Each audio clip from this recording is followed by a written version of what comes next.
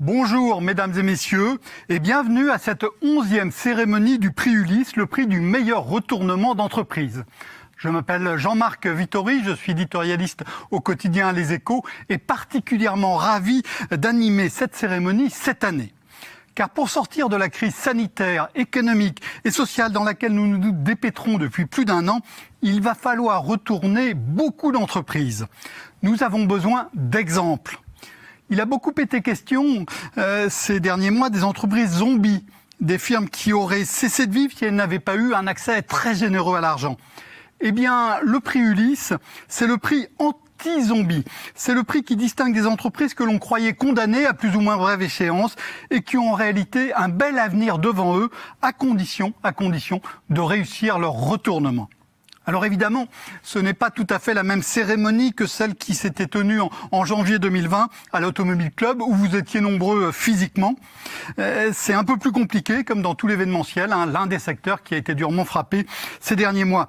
Nous avons dû prendre moult précautions. Je vous rassure, nous ferons ici tous les gestes barrières nécessaires en temps d'épidémie. Nous avons des masques, il y a un plafond pour le nombre de personnes autorisées sur ce plateau, il y a du gel hydroalcoolique tous les 3 mètres. Mais l'association pour le retournement des entreprises, ou ARE, a tout de même concocté un beau moment et c'est une vraie performance, je vous l'assure. Vous pourrez notamment écouter le message d'Éric Dupond-Moretti, le garde des Sceaux, et non pas un, mais 2 prix vont être remis. Le prix Ulysse, bien sûr, mais aussi le prix des lecteurs des journaux Challenge et Les Échos. Sans plus tarder, je donne la parole à Virginie Verfailly, présidente de l'ARE, pour le lancement du prix Ulysse 2021. Merci Jean-Marc et bonjour à tous. Il fallait maintenir le cap et éviter que les gars quittent le navire. C'est l'un des candidats qui nous a déclaré ça lors du grand jury. Et effectivement, c'est parce qu'il fallait maintenir le cap qu'il était si important que le prix Ulysse se tienne. Plutôt que d'annuler, s'adapter, faire preuve d'agilité. En décernant en pleine pandémie le prix du meilleur retournement, en invitant les internautes à voter pour une entreprise qui a réussi son retournement, l'ARE balaye les idées reçues. Dehors la honte, le déni, place au retournement et au rebond. Plus les entreprises traiteront leurs difficultés en amont, et plus leur redressement sera assuré. C'est ce message que nous martelons depuis près de 20 ans à l'ARE. Et quel meilleur ambassadeur pouvions-nous avoir pour le porter que le prix Ulysse. Merci à nos 3 candidats d'avoir accepté de candidater. Ils ont fait preuve de courage, voire d'abnégation. C'est un mot qui nous a été indiqué lors du grand jury. Ils ont su courir plus vite que les autres, s'adapter, et pour certains, redéfinir leur activité, ce qui est probablement l'un des challenges les plus difficiles en matière de retournement. L'un d'entre eux nous a dit, au début de la crise, chaque jour était une découverte et il a fallu instaurer avec les équipes un dialogue sanitaire pour aller tous dans le même sens. Ces mots nous ont frappés au sein du jury car nous savons à l'ARE que le dialogue social est le ciment du retournement. Un peu comme le dialogue dans une famille, finalement. Et ce n'est pas un seul candidat que nous aurions voulu récompenser cette année, mais les 3, ASI Innovation, Côte et Verbaudet, tant leurs redressements sont exemplaires. Et je tiens à leur marquer toute mon admiration, ainsi qu'aux femmes et aux hommes qui composent le cœur de leur entreprise. Et je déclare ouverte la 11e cérémonie du prix Ulysse, et laisse immédiatement la parole à Monsieur le ministre de la Justice, garde des Sceaux, qui nous a fait l'honneur d'accepter de parrainer cette 11e édition.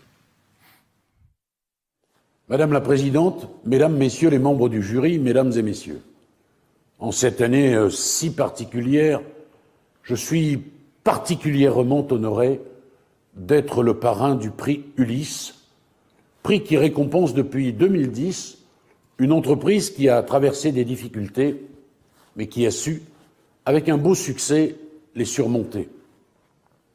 La justice a un rôle majeur à jouer pour soutenir nos chefs d'entreprise, nos responsables associatifs ou encore nos agriculteurs, alors même qu'ils ressentent chaque jour davantage les conséquences de la crise sanitaire sur leur activité. La crainte du juge et parfois la honte leur font en effet souvent perdre un temps précieux avant de s'adresser au tribunal, alors qu'il existe en France des procédures de prévention efficaces qui aboutissent, dans 75% des cas, à un accord avec les créanciers et, in fine, à un sauvetage de l'entreprise et des emplois. Ces procédures ne présentent que des avantages. Elles sont confidentielles. Elles ne dessaisissent pas le chef d'entreprise qui reste maître à bord. Elles sont cependant insuffisamment connues et utilisées en particulier par les TPE et les PME. Face aux défaillances qui risquent malheureusement de se multiplier, il faut davantage utiliser ces procédures. C'est l'objectif du rapport que m'a remis récemment le président Georges Richelme, qui est par ailleurs membre de votre jury et que je salue. J'entends, avec les autres membres du gouvernement, exploiter au maximum les pistes de ce rapport. Par exemple, diffuser l'information et l'accès aux droits en matière économique partout où cela est possible, en partenariat avec les acteurs du terrain. Il y a déjà de belles initiatives qui ont été mises en place localement. Je pense notamment au point justice de Sorgues, où j'ai pu me rendre dernièrement. 2021 sera aussi l'année de la transposition de la directive sur la restructuration et l'insolvabilité. La consultation publique s'est achevée mi-février. Comme vous le savez, la directive demande aux États membres de l'Union européenne de se doter de dispositifs de négociation préventive et de restructuration des entreprises. Elle vise aussi à favoriser le rebond de l'entrepreneur. Sur ces sujets, comme vous le savez, un travail est engagé. J'en viens maintenant à l'objet même du prix Ulysse et aux 3 nominés. J'ai regardé attentivement les 3 films de présentation. J'avoue avoir été bluffé par l'énergie, le dynamisme, le sens aigu de la décision et de l'anticipation de ces 3 candidats. Toutes ces qualités, outre le fait d'avoir su utiliser les procédures de prévention au bon moment, en font vraiment des exemples à suivre pour toutes les entreprises qui connaissent des difficultés. Et les salariés de ces groupes peuvent être fiers de tout ce qui a été accompli. Je souhaite donc tout le meilleur à chacun des 3 nominés et à tous une excellente cérémonie de remise du prix, même virtuelle, en espérant avoir le plaisir de pouvoir recevoir le lauréat à la chancellerie dès que la situation sanitaire le permettra. À très bientôt. Merci pour tout ce que vous faites pour les entreprises.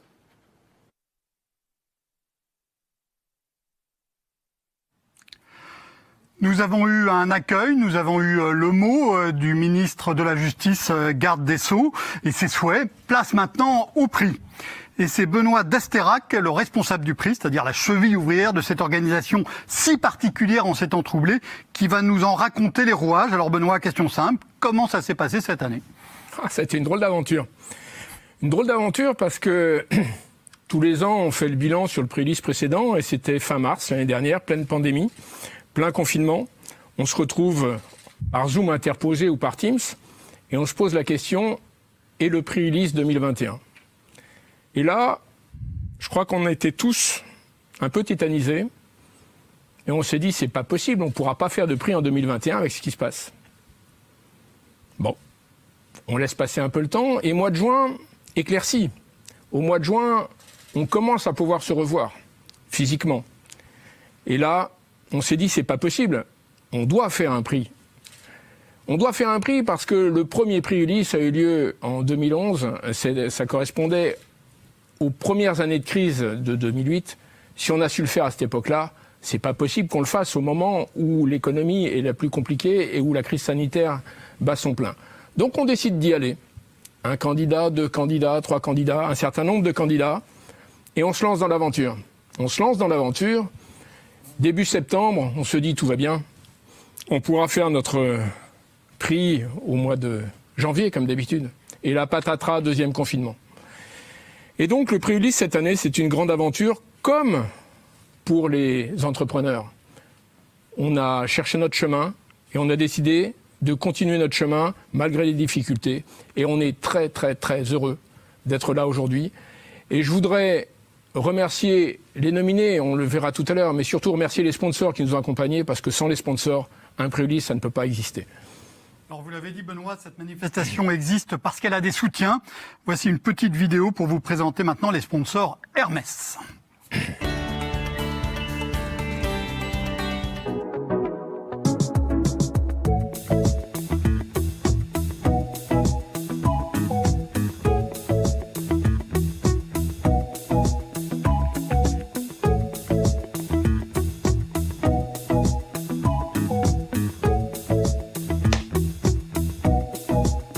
Chiffroulette, chiffres, parce que mon métier me conduit à être tout le temps dans les chiffres.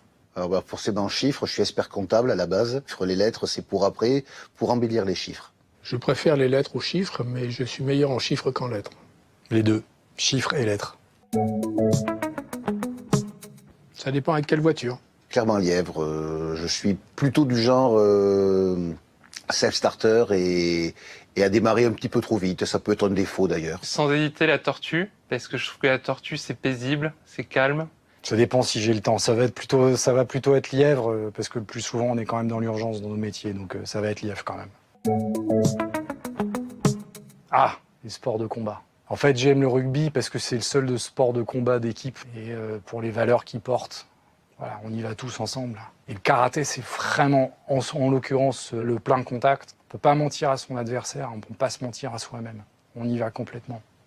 Ça, pour moi, c'est l'image de l'engagement absolu.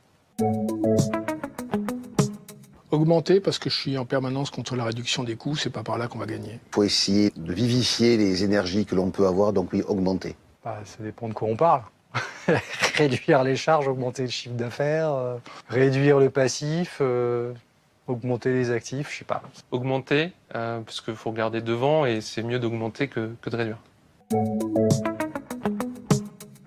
Ouh là là. Édouard Philippe, parce qu'il est boxeur. Sans hésiter, Édouard Philippe, parce qu'il est élégant, il a une stature. Ni l'un ni l'autre. Castex, je lui reproche son accent.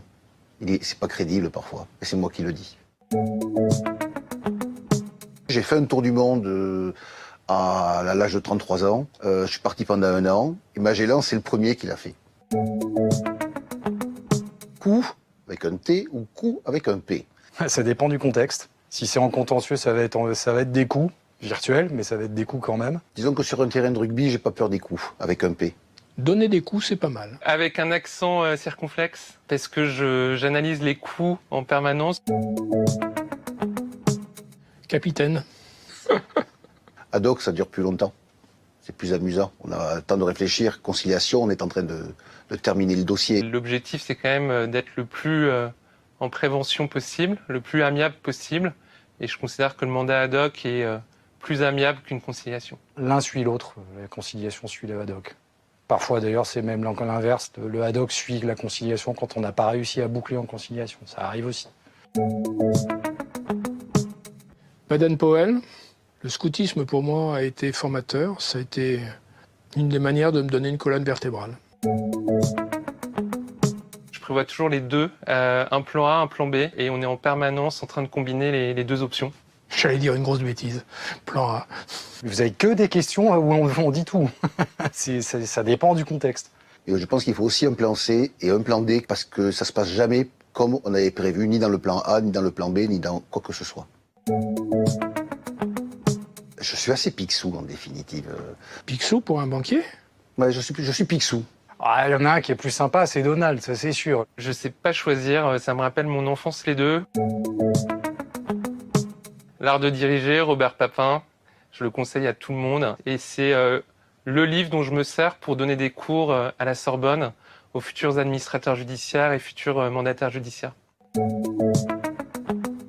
Si on veut essayer d'avancer dans notre métier, s'il n'y a pas un minimum de liquidité, on n'y arrive pas. Liquidation, ça coûte moins cher. Liquidité le plus possible et également dans les rapports. Ce n'est pas que du monétaire, c'est aussi dans les rapports avec les gens. Être fluide. On travaille aussi pour aider des sociétés à avoir de la liquidité. C'est plus intéressant que de liquider les sociétés. C'est quoi cette question? Je crains que ça soit devenu Obélix, mais quand j'étais jeune, j'étais Astérix. Obélix, c'est plus sympathique. Si on est en contentieux, ça va être Obélix. Obélix, drôle, attachant, bienveillant, gourmand. Et si on parle dans ce moment, c'est plutôt conjoncture. Hein. Conjoncture.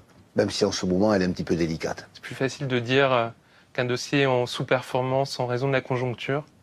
Et donc, ça donne une bonne excuse en ce moment, surtout avec le Covid-19.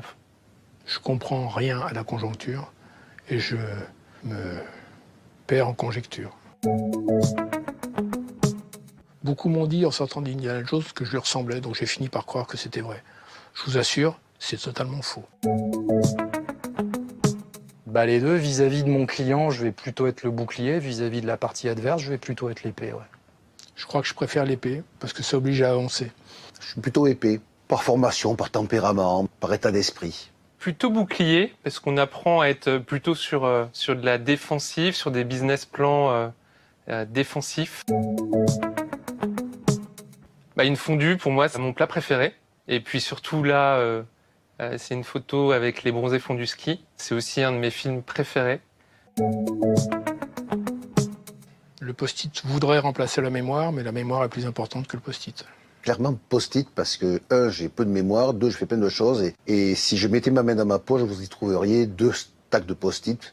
Post-it, j'écris tout, je prends tout en note et j'ai absolument pas de mémoire si j'écris pas. Si c'est important et prioritaire, ça sera mémoire. Si ça peut attendre, ça sera post-it. C'est mon plus gros mensonge. J'arrive jamais à rappeler les gens, mais je ne sais jamais dire non, donc je dis toujours je te rappelle dans 5 minutes pour gagner du temps. Le plus beau coup de ma vie, j'étais en CE1, punition collective. Il fallait faire signer par les parents. Donc j'ai signé à la place de mon père. Si jamais vous avez vu ma signature, vous comprendrez pourquoi elle est inimitable. Parce que j'ai cherché à faire une signature que mes enfants ne pourraient jamais imiter. Je crois que j'y suis arrivé. Mon patron de l'époque m'a dit, tu vois, c'est une mission 4 mois entre le Rio Grande et la Terre de Feu. Et là, je lui ai dit que je parlais couramment espagnol, ce qui était un énorme mensonge, puisque je suis allé le lendemain acheter la cassette à 6000 El Nuevo Español sin esfuerzo, et je me suis retrouvé en Amérique latine, et ça a fait de moi une sorte de globe-trotter chez Arthur Andersen, puisque j'ai travaillé dans 42 pays différents pendant mes 15 années chez Arthur. Ouais, je mens jamais, ouais. Et ça fait partie de l'intégrité, en fait. Non, je mens jamais. Je confirme. Évidemment, prix Ulysse. Je trouve que le prix est beaucoup plus beau, beaucoup plus prestigieux et récompense des sociétés qui le méritent vraiment. Prix Ulysse, sans aucun doute. Là, il y a la méritocratie. Ah, c'est beau, ça. Est-ce que je peux vous dire autre chose que prix Ulysse? C'est pas possible. Ça récompense des gens qui ont fait un très beau travail dans des conditions difficiles. Et j'aime pas, en règle générale, les films qui sont primés à Cannes. Je m'y endors. 2021 va vite, s'il vous plaît, et très très vite. Mais j'espère bien qu'on va tourner la page et 2021, ça y est, on y est, et un grand ouf. J'espère qu'on aura une année plus optimiste et avec plus de bien-être et plus voir mes amis, plus de convivialité. 2020, parce que c'est une année où on a beaucoup appris, sur nous-mêmes. Et 2021, j'espère, une année pleine de projets. Bravo. Ah, c'est compliqué votre truc. Ça va, c'est bon. C'est rigolo comme exercice.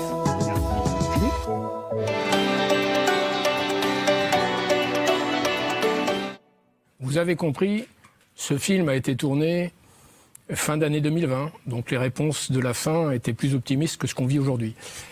Je voudrais remercier tous les membres qui m'aident à monter ce prix Ulysse. Donc je ne vais pas les citer un par un parce qu'ils sont nombreux, ils font tous partie de la RE. Et je voudrais citer 2-3 personnes à côté, Alexandre qui nous aide aujourd'hui, Aline Le Tourneau qui nous permet de faire les films. Et je pense que grâce à eux, on arrive à faire un beau prix Ulysse. Et puis, je voudrais remercier le grand jury, Le grand jury, on le sollicite, c'est des personnes extérieures, on les sollicite, on les a sollicités fin décembre pour leur présenter les dossiers. Ils ont accepté de nous recevoir, de lire les dossiers, de les étudier. Ils ont accepté après de prendre leur temps, de décaler pour pouvoir recevoir les candidats au moment où on pourrait faire le prix Ulysse. Donc on a décalé la cérémonie, vous le savez. Et je voudrais les remercier. Je voudrais remercier spécialement 2 personnes qui nous ont beaucoup aidés ces dernières années et qui l'année prochaine ne feront plus partie du grand jury. À savoir Georges Richelme, qui était là de par ses fonctions, et Louis Marguerite, qui était là aussi de par ses fonctions. Ces 2 personnes vont nous manquer. Je les remercie et je remercie tous les autres membres du grand jury. Et nous allons maintenant, bien sûr, passer une vidéo des sponsors événements.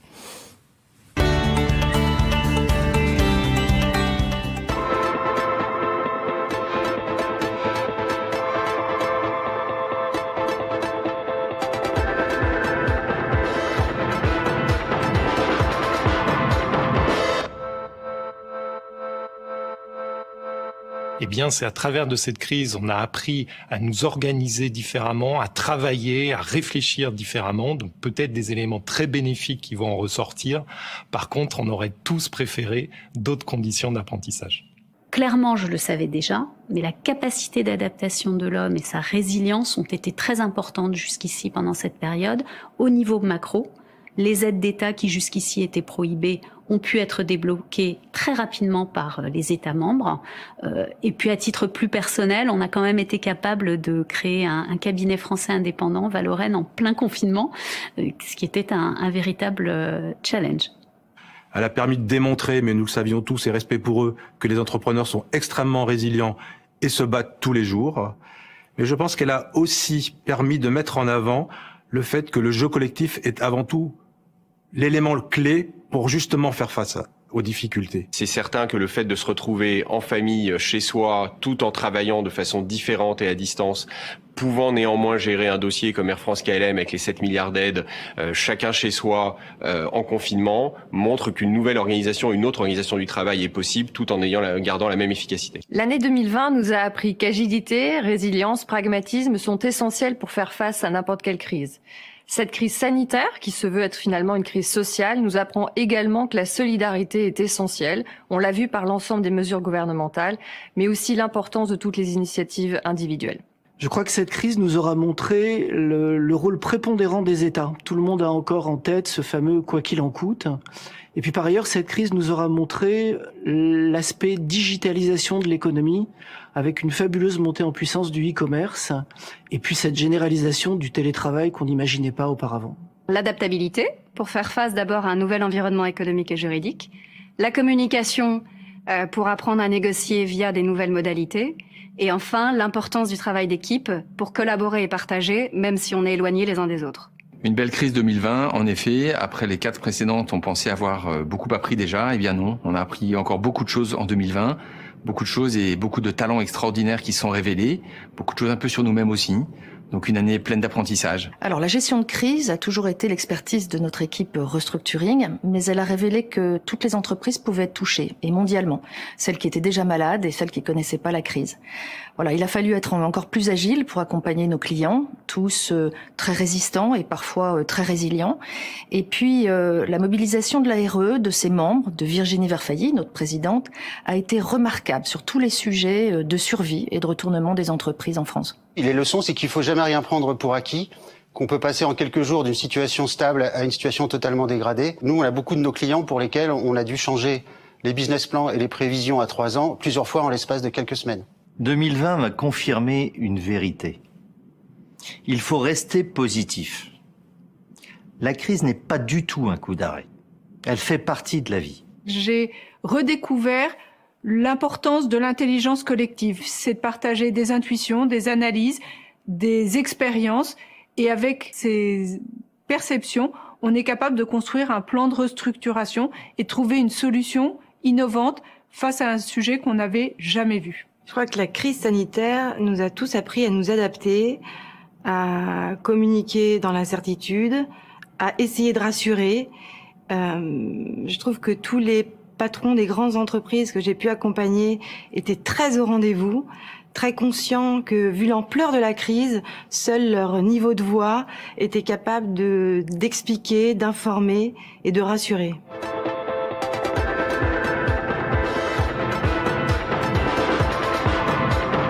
Le mot crise en chinois est composé de 2 idéogrammes, danger et opportunité.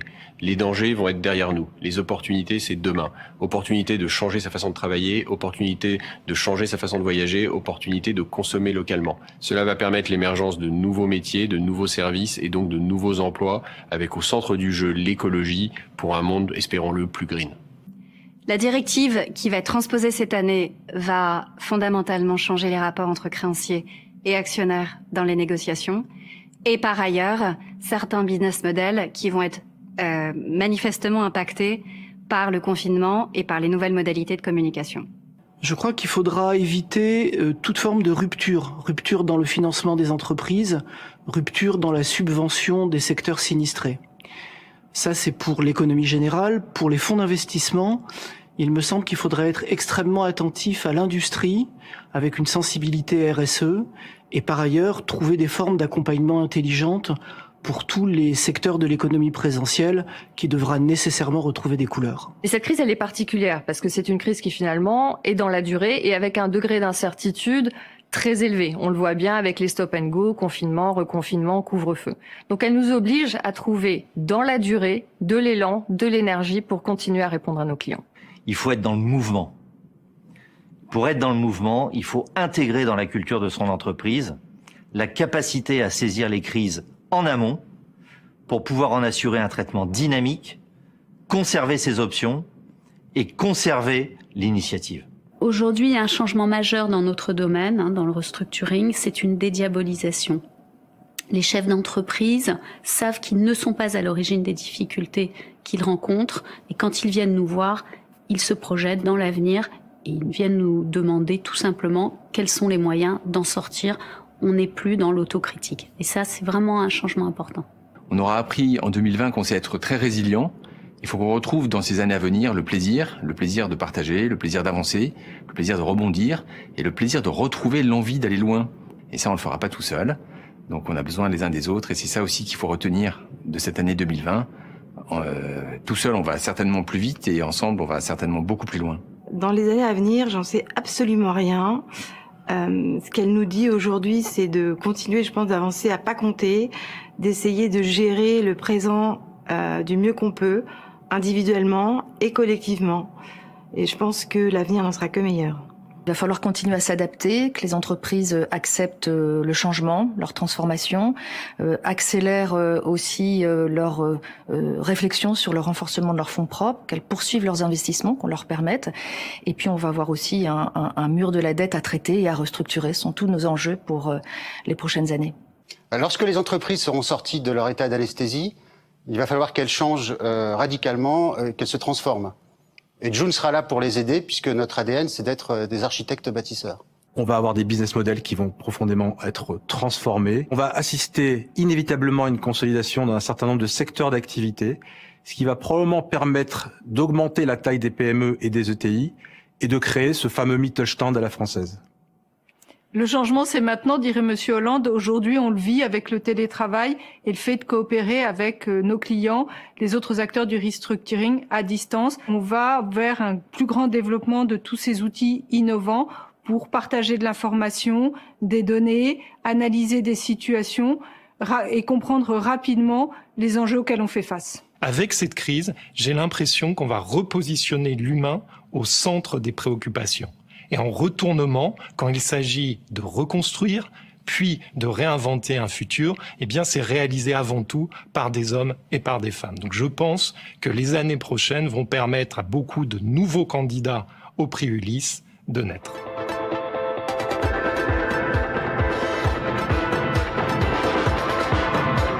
Il va falloir trouver les moyens de sauvegarder au maximum les emplois ou créer de nouveaux emplois.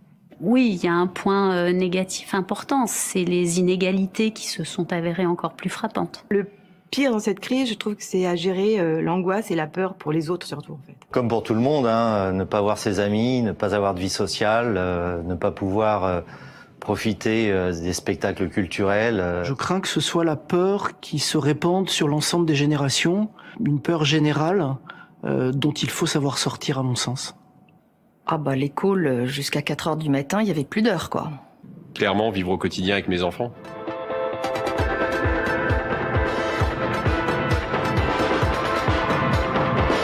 Vivre au quotidien avec mes enfants. Alors j'espère ne pas me tromper, mais le point positif pour moi de cette crise, c'est l'élan de solidarité. Ne serait-ce que dans mon cabinet, où on a eu un élan de générosité pour pouvoir faire une souscription pour les plus démunis. On s'aperçoit que l'organisation du travail peut être peut-être beaucoup plus souple que ce qu'on pensait avant. Le jeu collectif, la solidarité. Conviction qu'il n'y a pas de permanence et qu'il faut savoir s'adapter à chaque fois. Un point positif de cette crise, c'est de se rappeler l'adaptabilité. Qui aurait dit, ça fait 18 mois, qu'on saurait travailler sans se voir? D'avoir retrouvé le temps du confinement, du temps familial et du temps pour soi qu'on n'avait pas forcément toujours dans nos vies trépidantes de restructureurs. Merci à tous ces sponsors, mais merci aussi à tous nos sponsors médias, sans qui cette cérémonie ne pourrait être transcrite à la fois dans les médias et à la fois par Internet. Donc un grand merci à tous. Eh bien, maintenant, qui est le lauréat du prix Ulysse 2021 ? À l'issue du processus de sélection qu'a piloté Benoît, nous avons 3 entreprises nommées, 3 finalistes. Cette année, ces entreprises sont par ordre alphabétique. ASI Innovation, nous sommes dans l'équipement aéronautique, Côte dans le génie électrique et les automatismes, et Verbaudet, nous sommes dans la vente par correspondance de produits destinés aux enfants.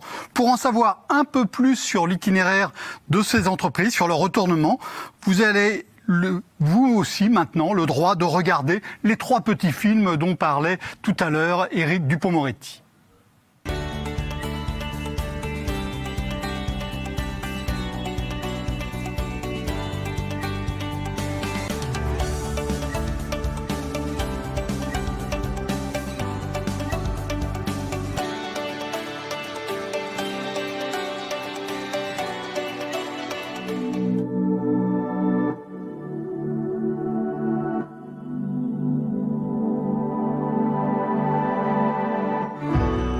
ASI Innovation a été créée en 2010. J'ai créé la société avec Thierry Cadiou, mon associé, après avoir passé également 10 ans au sein de la société Reims Aviation à intégrer des systèmes de mission sur l'avion F406. On a voulu développer nos compétences sur de nouveaux vecteurs, des avions, mais aussi des hélicoptères. Et puis au travers de cette période, on a été amené à racheter Reims Aviation, donc on a bouclé la boucle.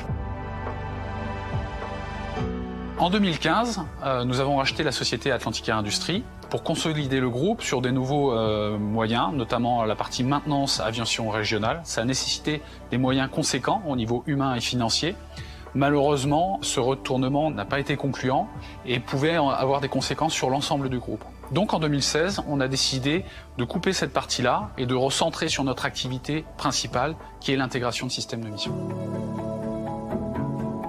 Donc le retournement, il a été assez difficile, assez dur. On a dû prendre des mesures assez drastiques, que ce soit au niveau des ressources, au niveau des process, de la structuration, de l'environnement. On a déménagé, enfin voilà, on a complètement revu l'entreprise.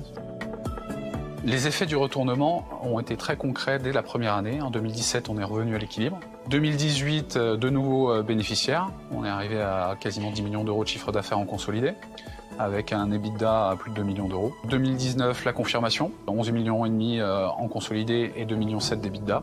2020, effet Covid, on devrait être bénéficiaire. On a su faire preuve de résilience malgré le contexte. Les facteurs de réussite de ce retournement, ils sont multiples. Une équipe motivée, qui croit au projet de retournement, qui a confiance. C'est un environnement d'associés qui ont cru et qui ont su recapitaliser pour se redonner une dynamique. Passer pas loin de l'échec et de repartir, c'est là où on a la plus grande satisfaction en fait. On revient vraiment de loin. Hein. On est monté très haut, on est descendu très bas. J'ai du mal à concevoir que quelqu'un ait pu avoir autant de difficultés qu'on en a eu à retourner cette structure et puisse l'avoir fait aussi rapidement. Le prix Ulysse, ça représente une reconnaissance de mes pairs dans la conduite de ce retournement, d'acter le fait qu'on l'a bien fait ce retournement, mais surtout qu'on est sur une nouvelle étape de la société. On peut envisager de la croissance maintenant, mais on est sur cet état où on est un peu plus zen. Vous savez, comme vous êtes dans l'avion, on est en croisière, on est un peu plus détendu.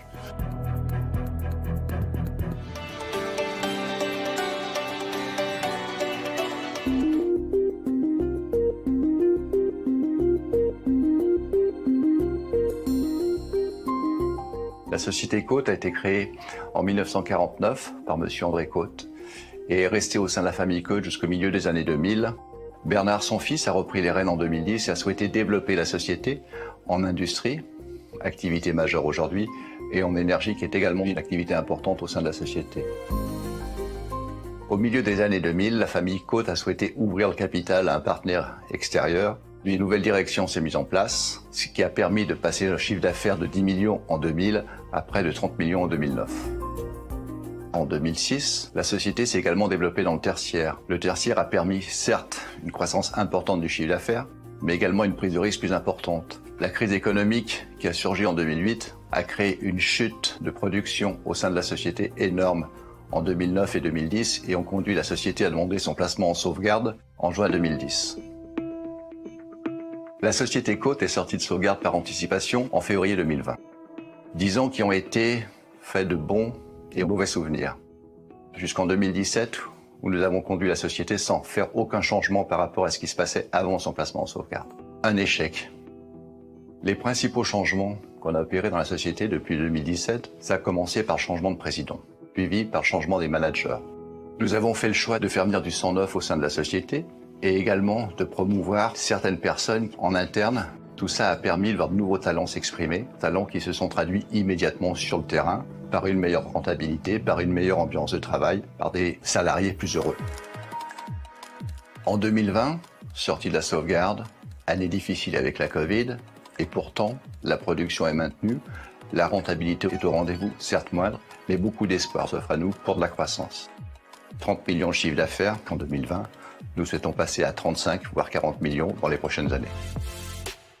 Quand je vous parle aujourd'hui, c'est 250 collaborateurs qui vous parlent. C'est 250 collaborateurs qui sont fiers d'appartenir à une société qui a su faire ses preuves, qui est allée de l'avant. Et au jour d'aujourd'hui, pour elle, être reconnue, c'est un plus. Le prix Ulysse, c'est une décoration qu'on sera tous fiers de porter.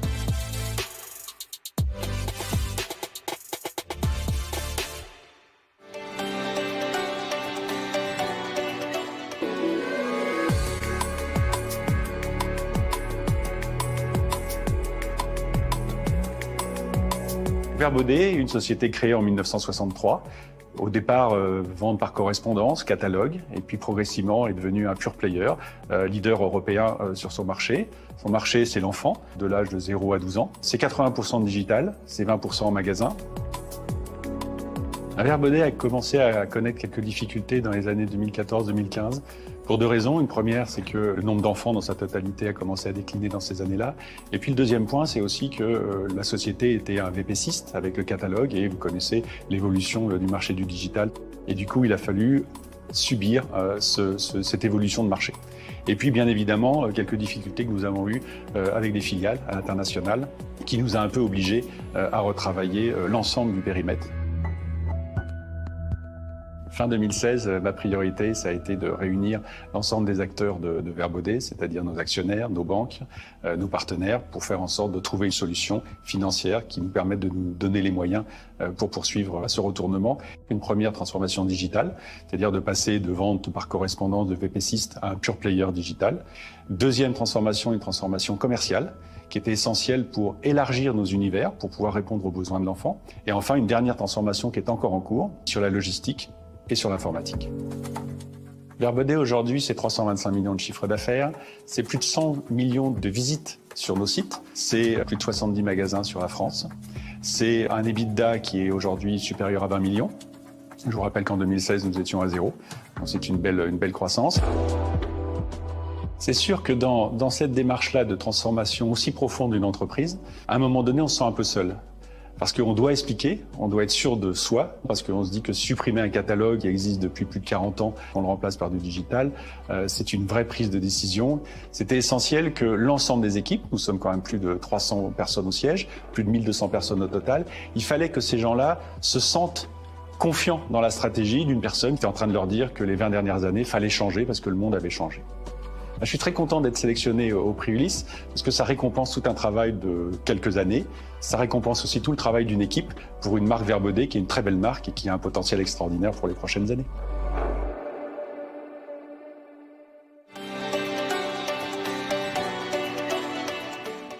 Trois belles histoires d'entreprise donc, et leurs dirigeants sont avec nous en personne, physiquement, le croiriez-vous. Je vais les appeler à me rejoindre et j'appelle donc d'abord Jean-Pierre Caunes d'ASI Innovation. J'appelle ensuite Jacques Precioso de Côte. Et enfin Thierry Jauja de Vert Baudet, toujours par ordre alphabétique d'entreprise évidemment. Merci messieurs d'être venus, d'être parmi nous en ce jour, avec vos masques, du moins pour l'instant. Le suspense monte. Nous allons donc procéder à la remise du premier prix, celui décerné par les lecteurs de mon journal, Les Échos, et ceux du journal Challenge. Je passe donc la parole à mon confrère et ami Pierre-Henri de Menton, qui va vous révéler qui est le lauréat de ce prix et comment est-ce qu'il a été attribué. Merci Jean-Marc. Je suis Pierre-Henri de Menton, je suis le directeur de la rédaction de Challenge. Je connais bien le prix Ulysse depuis longtemps. Moi, j'avais l'habitude de le présenter comme le prix de la sortie de l'enfer. Mais Jean-Marc, grand éditorialiste, a trouvé la punchline, c'est le prix anti-zombie. Parce que ce terme atroce d'entreprise zombie fait florès en ce moment, y compris à Bercy ou dans certains cercles. Je pense qu'il faut se battre. Et ce que disait le garde des Sceaux, c'est qu'effectivement, ce qui est incroyable, et ce qu'on va récompenser, ce que nos internautes, à la fois du site des Échos et de Challenge, ont récompensé, c'est cette énergie, ce sens de l'anticipation, la capacité d'adaptation, qui sont propres de beaucoup d'entrepreneurs, mais en particulier des anti-zombies que vous êtes. Donc félicitations d'abord à tous les trois. Le suspense monte, alors j'ai le droit de rien toucher sauf la petite enveloppe où il y a le nom du lauréat. Donc je vous le rappelle, c'est le lauréat donc, qui a été choisi. On a fait un vote tout à fait démocratique sur nos deux sites. Jean-Marc et moi, on a organisé ça. Donc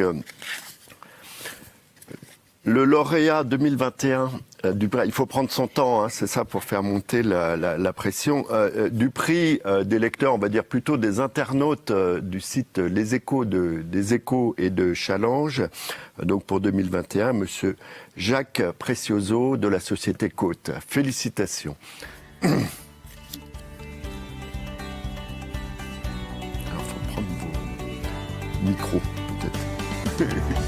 Et puis ça, voilà.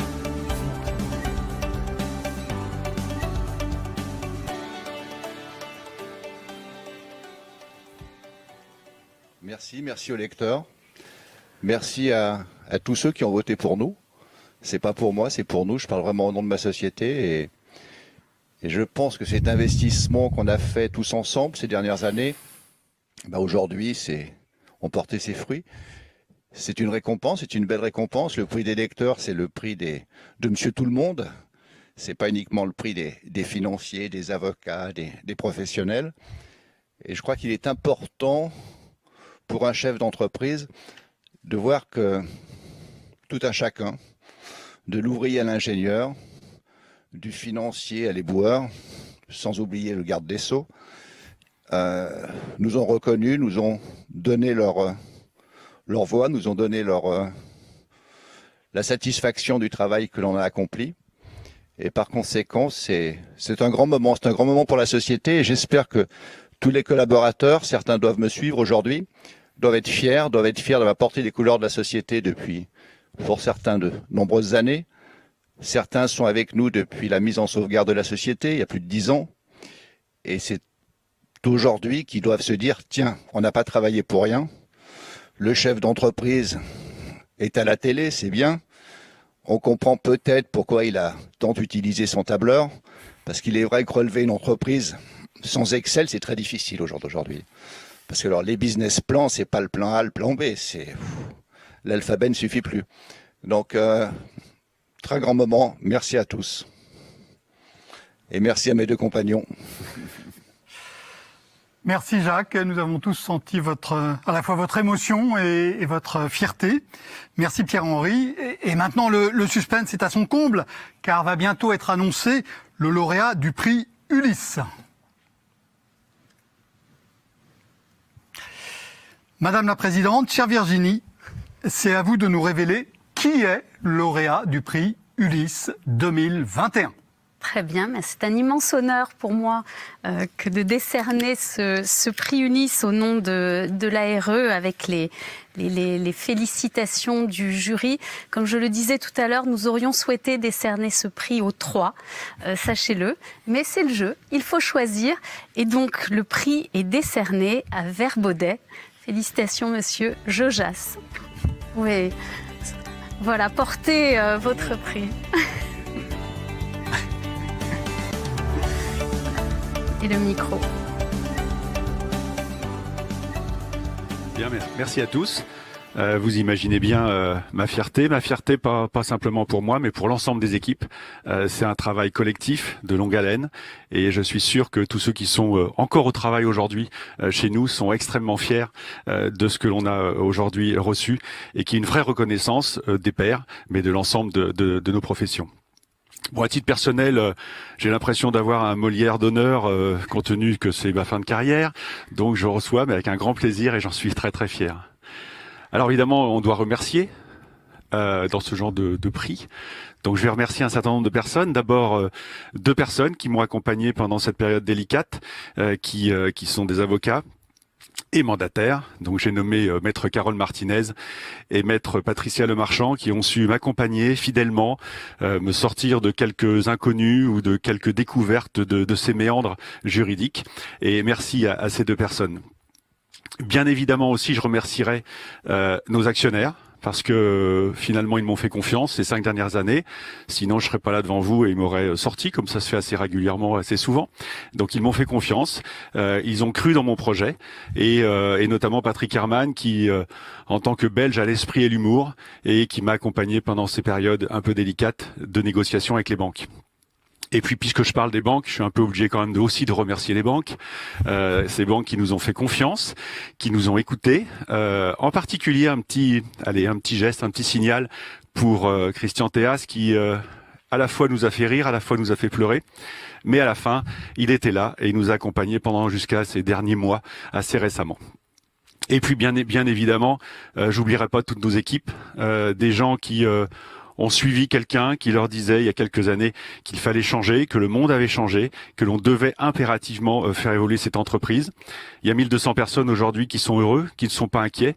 Le travail que nous avons accompli, aidé un peu aussi par le confinement et le Covid, nous permet d'être dans une situation financière et économique agréable.